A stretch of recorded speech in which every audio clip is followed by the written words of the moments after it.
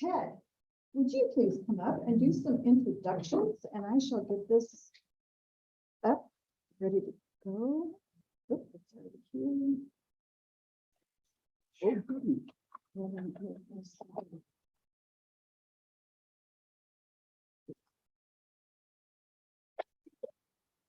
Sorry about that, all yours.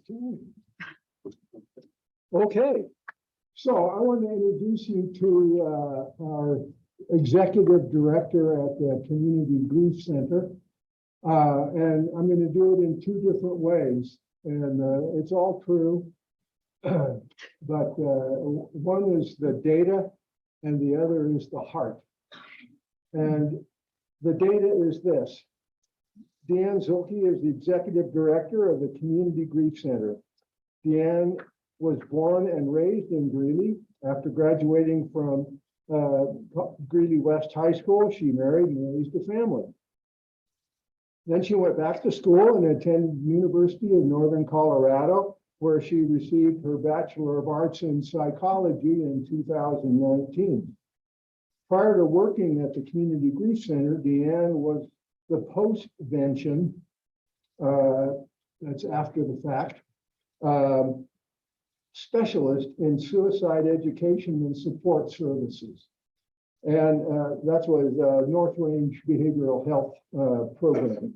Deanne spent half of her time on the suicide prevention, providing question, persuade, and refer. It's called QPR.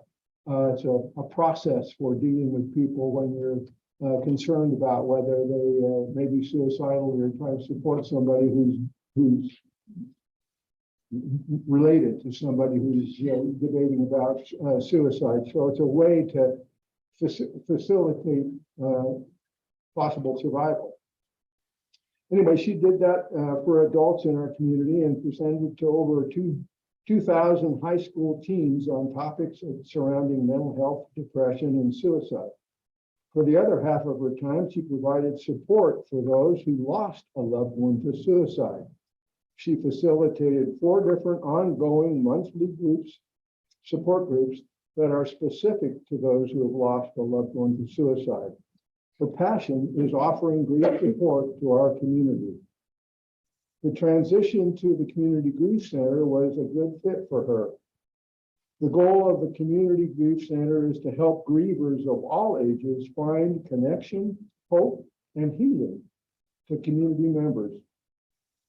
The success of the center is a passion of Deanne's, and she anticipates helping to support it for many years to come.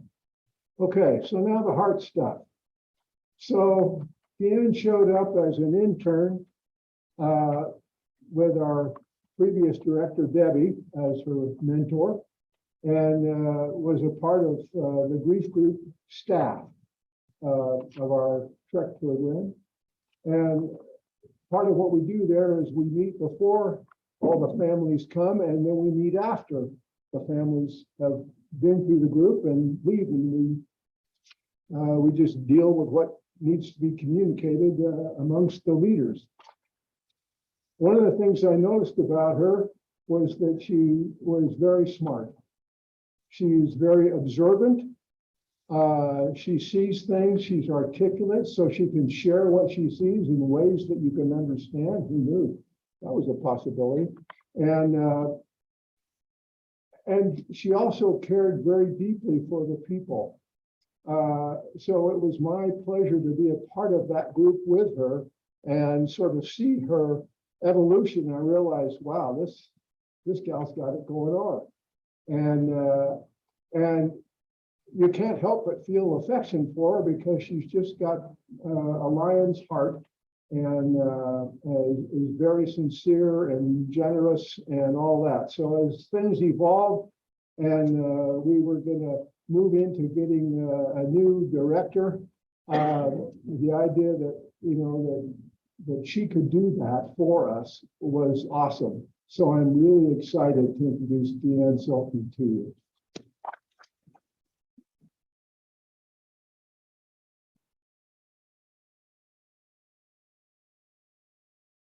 Hello, good afternoon. Can everybody hear me okay? Yeah, Okay, everyone online, because I'm told that if you couldn't, can you hear me? Good, okay. So thank you so much, Ted, for that kind introduction. I'm really honored to be here. I love having the opportunity to tell people about something that's really unique and special in our community, which is the Community Grief Center. And oftentimes before I start my presentation, I'll always say, how many of you know that right here in our community, we have a Community Grief Center? But I know that you guys have done a couple of your meetings recently there. So I'm like, check that out. So moving right along, it's really hard for me. I think I have like 20 minutes to talk, and Susan's going to give me the little watch thing as it gets close to talk about all the amazing things we do in just 20 minutes. But the Community Grief Center, the mission is to help community members who are grieving and have experienced a loss find connection, hope, and healing, and also educate the community on the impacts that grief has on people. And so before I tell you about the amazing services that we have, I want to talk a little bit about grief and how it can impact us. And one of the best ways I like to explain that is the saying, live, laugh, love. How many of you have heard about live, laugh, love? You've seen the quote, right? It's on bumper stickers, or you might even have a plaque somewhere in your house. But live, laugh, love. When we lose somebody who is important to us, it can affect our ability to live, to go to school, to go to work, to laugh, maybe engage in those activities that we find enjoyable, and then also to love, to engage in those relationships. And that impact, society likes to say, will be about 3 months. But that's usually not the case when it comes to people who are grieving. It can take anywhere from 3 months, a year, to 2 years. And I think it's important to talk about that because it impacts us in many different ways. And every person we lose will affect us differently. Sometimes we might lose some people and it doesn't seem as hard or as heavy. And for others, it can seem like it's going to last a lifetime. So I think that's helpful, the live, laugh, love.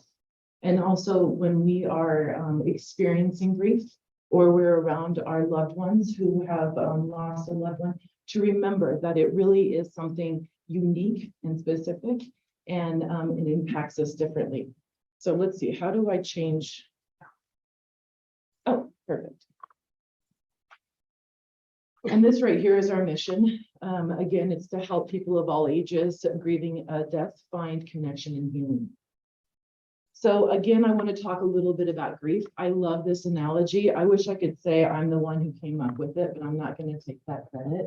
Her name was Lauren, and it talks about the ball in the box. How many of you have heard before about the ball in the box?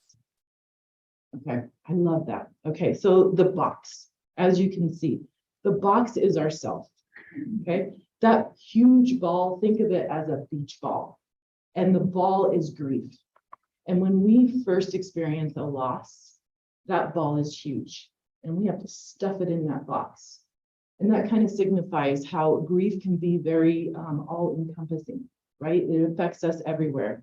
And as you can see, there's a little red button over there, and that is a pain sensor. And so every time we move around, that ball starts to move around and it hits that little pain sensor. And when we first experience a loss with grief, it is all encompassing. It's hard because everywhere we go, everyone we talk to and everything we see reminds us of our person. And it can really affect the way we live, laugh, love.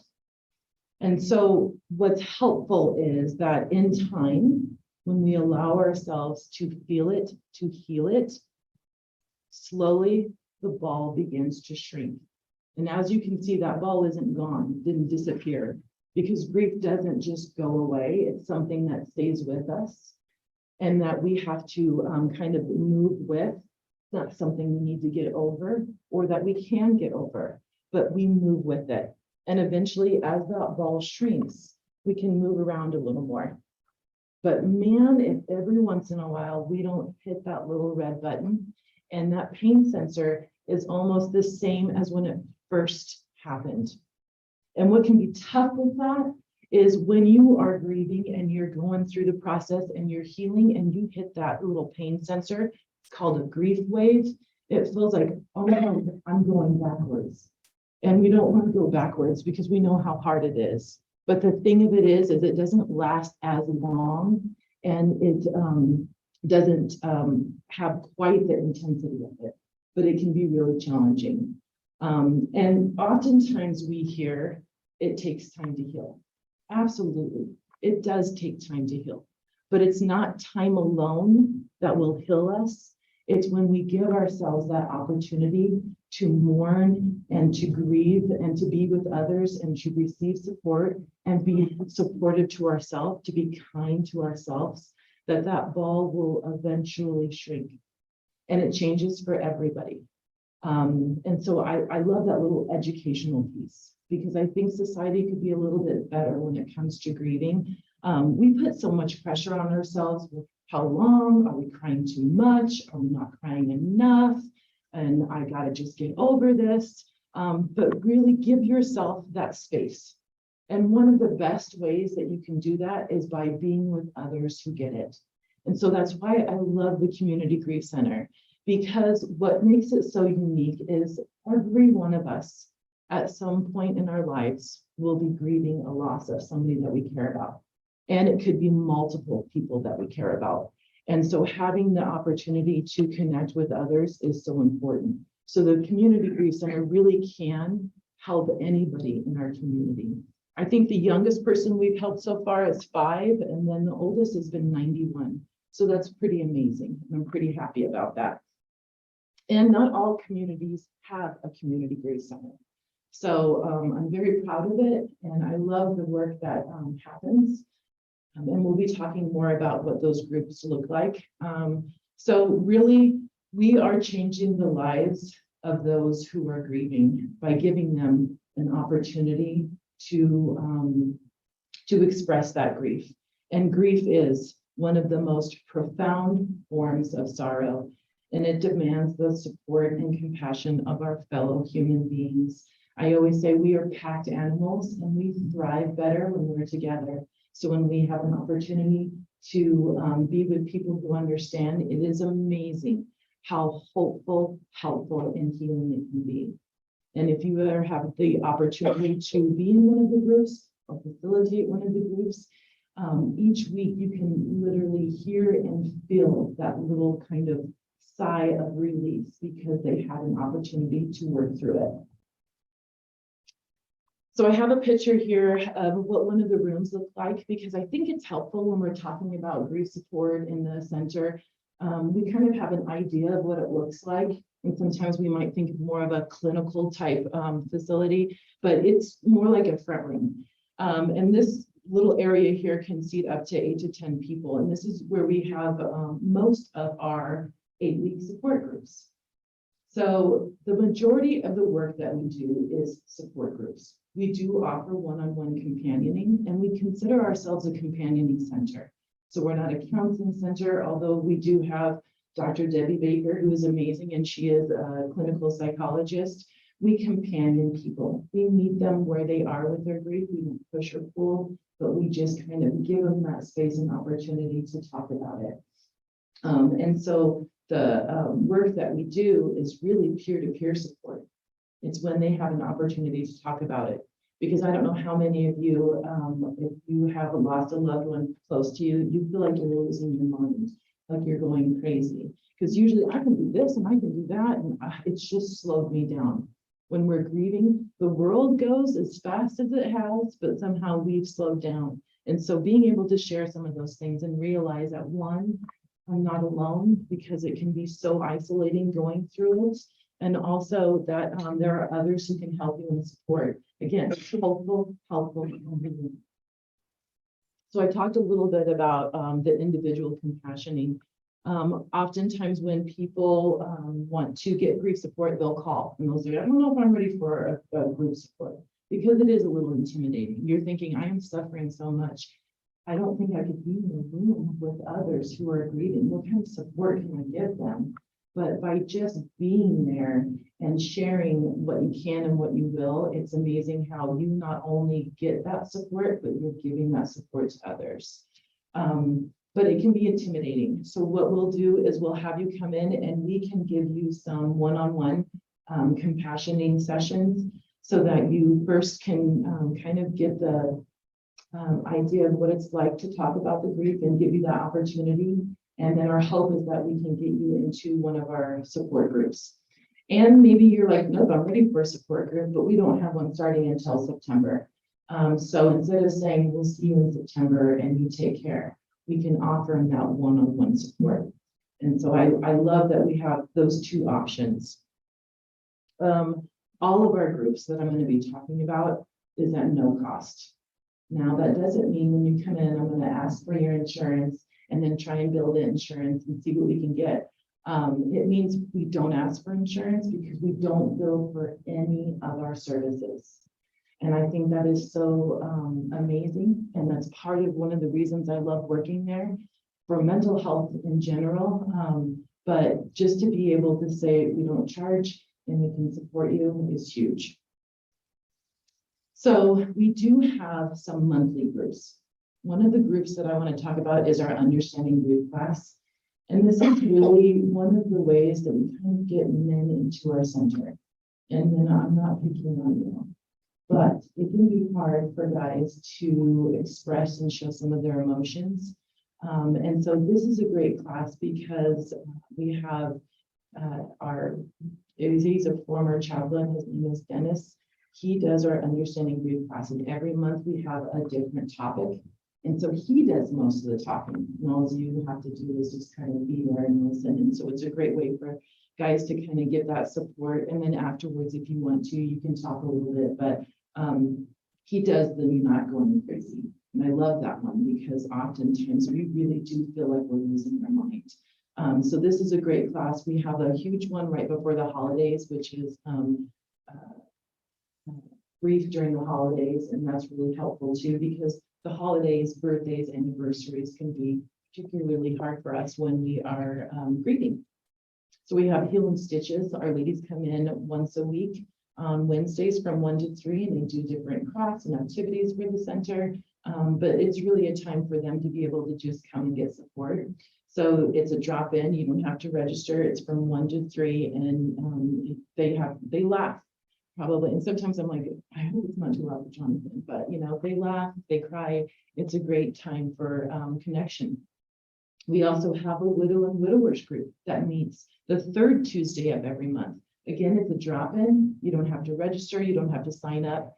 Maybe there is an anniversary or something coming up that's been extremely challenging for that month. You can attend once a month, once a year, or you can come every month if you want to. But this is a great group.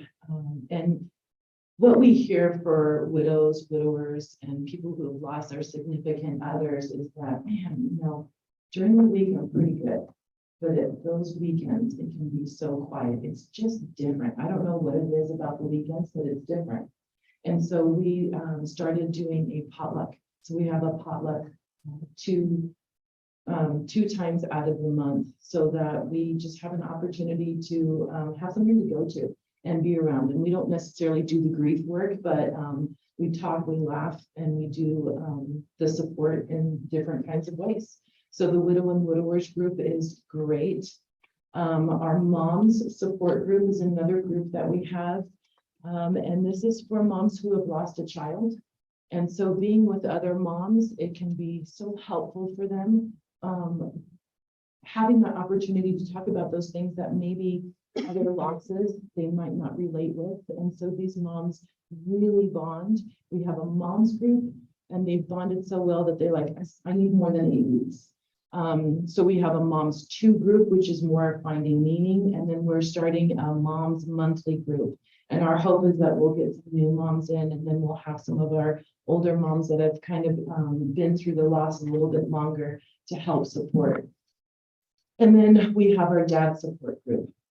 And this is really huge because, again, I'm not picking on guys, but it's really tough for guys to express sometimes things like grief. And so the dads have really bonded well, and even after the 8-week group, they will go and have dinner together once a month because they formed that connection. And there's just something about having that understanding and being vulnerable in those groups that you might have told things to people that you haven't even told your family or your friend. So the dad's support group is huge, and we are so grateful to have that and offer that. Our Heart to Heart group, we partnered up with North Range, and we have one that's specific for suicide loss. So for those who have lost a loved one to suicide, we have an 8-week group. Our Trek program, and I just want to give a shout out to Ted. He has been facilitating the Trek program, I want to say ever since we started back in 2016. Our Trek family program is one of our biggest programs because it's an opportunity for us to have the whole family come in and get support. So Ted does the caregivers and the parents and supports them. But let's say a family of 5, maybe they lost a parent. So that whole family can come in, the caregiver can go into Ted's group, and then we have space for elementary, middle school, and high schoolers. So those kids can be split up and they can be with kids their own age and talk about what it's like to lose a sibling, to lose a parent, to lose somebody significant to them. And I love that. And I love that we can kind of break them up, because what we see is that when you have 2 or 3 siblings and they're talking about their person, the one will say, no, that's not how it wasn't like that. And they're just like, yes, it is. And then, there's kind of a little argument. And so it's really nice for them to have an opportunity to be like, this is what it's like for me to lose my person. And I love that. And so having that opportunity is so helpful, and it really does help the whole family. And so at the same time, that family can get that support. And again, what makes grief hard is that we can lose the same person, but each one of us in our family, it impacts us differently. I have 2 other siblings, and I know when my parents, one of them dies, they're going to affect me in a different way, because my mom means something unique and special to me, and my dad means something unique and special to me. So it's not like we grieve at the same time. So having that opportunity to talk about it, where maybe other family members aren't ready to talk about it or don't want to talk about it, that's why I love these groups. Our pet loss support group, that's a monthly group, because our furry friends mean so much to us. And I don't think some people give them enough credit, especially if you are a widow or a widower and you've lost a significant other. They are your main support person. So we do offer a pet loss support group, and it's a smaller group, but it's a good one. And then our school backpack program. We hand out backpacks to schools. So if a counselor or social worker calls us and says, I have a student who lost a family member, we give them books to read, and there are different ones depending on different ages, as well as a book for the parent, so that they can kind of have that conversation about what grief looks like, and then hopefully get connected to our Trek program. Our Camp Braveheart, we just finished the teen one at the beginning of August. We have 2 camps. We partner up with 3 Hopeful Hearts, but it's amazing. So in June, we had 40 littles ages 5 to 12 who got to spend a day with us, where we talked about different ways of coping and gave them opportunities to connect. It was beautiful. And then our teen camp, that's a 3-day camp. And I participated in that for, I want to say, about 4 years. And it's always surprises me, because teens are rough. It's hard to be a teen, especially when you're a teen who has lost somebody very close to you. And so when you don't know each other, and we had 19 teens this year, they kind of look at you like, what did my caregiver sign me up for? And they kind of have that fear. And it's like, I promise, we're not going to sit in a room, like in a circle, and just cry the whole time. This will be good. This will be fun. And so somehow they're brave and they say, okay, let's go. And within, I would say, 2 hours, they have already started connecting and bonding. And for teens, that's pretty amazing. And it's just that opportunity for them for 3 days to kind of do some fun activities. We did canoeing and fishing, and then also doing some of that support grief work. So that's one of the programs that we offer kids as well during the summertime. And then our volunteers. I am the only paid employee at the Community Grief Center, which is pretty amazing. Everyone else is a volunteer. They're either volunteer facilitators or they're volunteer receptionists. I have 10 different ones all week. It's the same ones, but Mondays I have 2, Tuesdays I have 2, Wednesdays. It's amazing. But we're always looking for our volunteers. And usually the volunteers have been through the groups and they're like, this has been so helpful, I want to help. And so it's great. They can kind of give back and it gives them meaning. And then you have facilitators. And Dr. Ted, he does have a degree, but I think something that's unique and helpful is that you don't have to have a degree or be a specialist in counseling or have a social work license to be a facilitator. You just have to be a human who cares and who wants to help support other people when it comes to grief. It's not something that everyone can do, but you don't have to be a professional to do it. And we do have training. So this sounds like something that you know yourself or somebody might be interested in, send them our way. But our volunteers are pretty amazing. And there's many different ways that you can volunteer. And then donations. So we are not federally funded. We apply for some state grants. Cross my fingers, cross my toes, and I'm just hoping for it. But most of our donations come from community members who have been through the groups or who are supporting our center. And I have to say that we have a very caring and generous community. So I'm so appreciative of all the donations that we receive. But if you're on, or you go to a different support group or kind of on a board, please let them know that this is an option that they might be able to donate. And speaking of boards, I just want to say Chris Mayhew is on our board. So thanks for being here and supporting me and the work that the Community Grief Center does. But there's all kinds of different ways that you can help and support the Community Grief Center. And then I do want to talk about our biggest fundraising event. It's where we hope to get about 30% of our funds, and that is our Lights of Hope.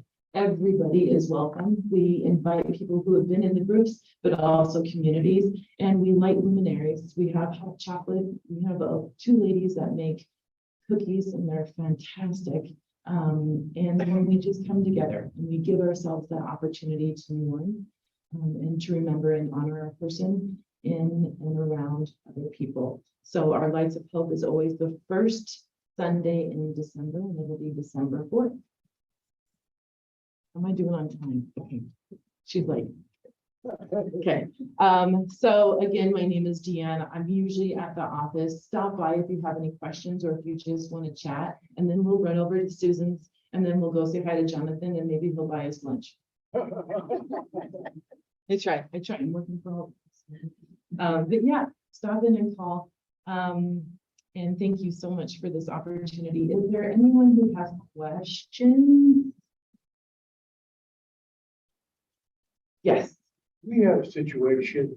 I'm on a nonprofit board, and during COVID, we lost one of our key members, and we, through the Grief Center, we were allowed to bring some of our employees who were greatly affected by that loss, and it really, really benefited our employees because of the loss of that key member of the group.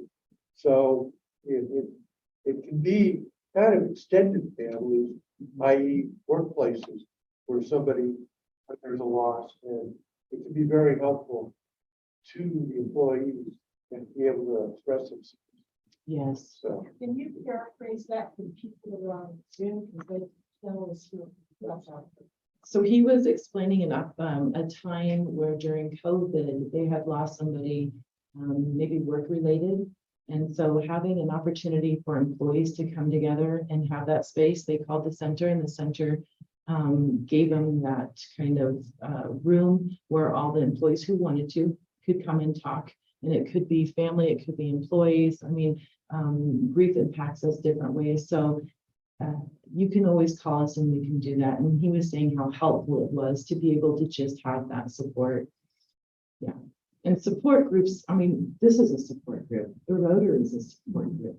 We support each other and we support others. So we do it more than we think, and it's so helpful.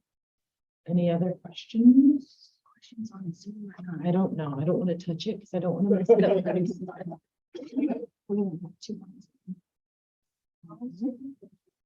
Marvin's taking pictures. All right. Any other questions for Deanne today? Yes.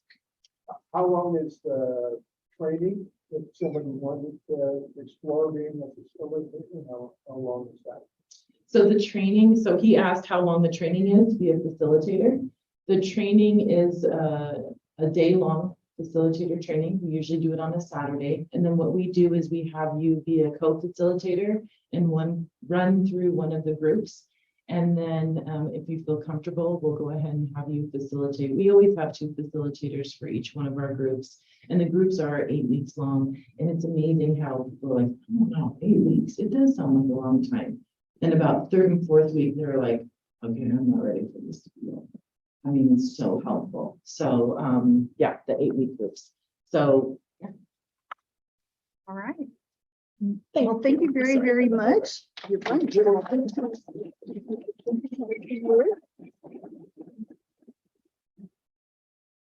very much, Deanne. I know, and it's hard to do with a microphone. It is. As a thank you for your program today, the Soul Comfort Animal is going to Greeley Police Department for them to use as needed. And so it says, this stuffed animal wants to help you when things are hard. Snuggle with it and you will feel a little love and caring. This comfort animal is given to you by Greeley Centennial Rotary in honor of you, Deanne, who is our presenter with today's date. And on the back side is our 4-way test. So they just keep these in their cars and use them as needed.